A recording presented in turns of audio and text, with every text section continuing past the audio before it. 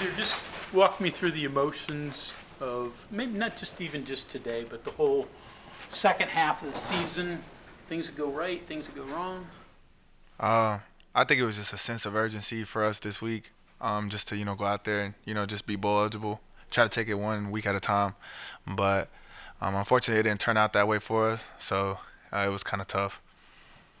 You know, why so defensively? You guys had gotten better in recent weeks, but today, especially that first half, some of the old stuff came back. I think schematically, the offense, they dialed us up a little bit at the beginning, so doing that, they got up a little bit on us. And then as we made adjustments throughout the second half, I think we had the upper hand, but unfortunately, we just couldn't get it done at the end of the game. What allowed you guys to actually hold, and Neil brought this up as one of the things that if you would have told him before the game, you contained Deuce Vaughn, he would have felt comfortable about a victory. Obviously, Deuce Vaughn got going early, but what allowed you guys to contain him the rest of the way, and then how did that not impact the game, really, at the end of the day? I think it was just, understanding what we had to face the first few drives, not knowing what the offense was going to give us. But as, time went on, we were able to make adjustments and we were able to go out there and execute. But like I said, unfortunately, it wasn't enough at the end. Did you reflect on your time at West Virginia? Obviously, it's been short, but your thoughts.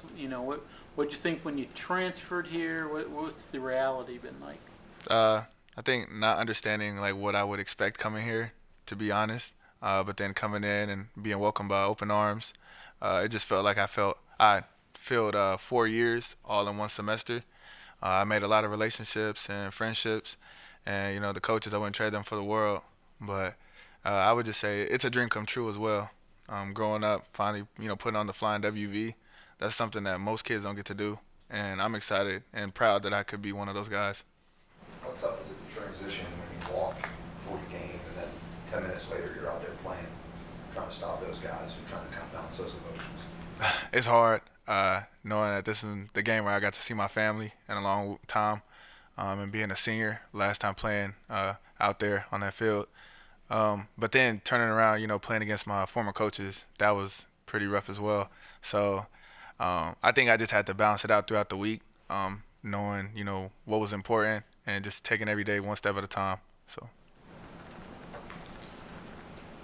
You mentioned what Kansas State was doing schematically. Anything specific that made it difficult? It's kind of hard to see, but I just knew that they had a great plan coming in, and they attacked whether it was throwing the ball deep or getting Deuce Vaughn touches. They were able to get plays going, but I think in the second half we were able to make stops as well. But yeah, it just wasn't enough, unfortunately. Was it stuff that you maybe weren't expecting, or was it just the way that they were kind of executing? I would say it's the way it's stuff we weren't expecting. Going FIB and moving the safety over, just the little things, all the trade shift motions. That's something that it's kind of hard for a defense to adjust to. Seeing your coaches on the other sideline, what was that like? Did you have any pregame conversation? I did. I talked to head coach Kleiman. He told me that he still had love for me, and that's the same with Coach Riles, because those are guys who gave me the opportunity to play college football. But yeah, no, it was great to see them again. But being at West Virginia, I was gonna give it all I got so that we can come out with that victory as well. What's your impression of Coach Kleiman and how he kind of seamlessly went from North Dakota State up to here and still had success? I just think it's the scheme, having guys knowing what they're doing, and having great guys like off the field as well, great leaders. I know they pride themselves on that, and I feel like I'm one of those guys as well who came out of that system. But yeah, it's most of their guys who play for them, willing to do anything for them and just understanding their role.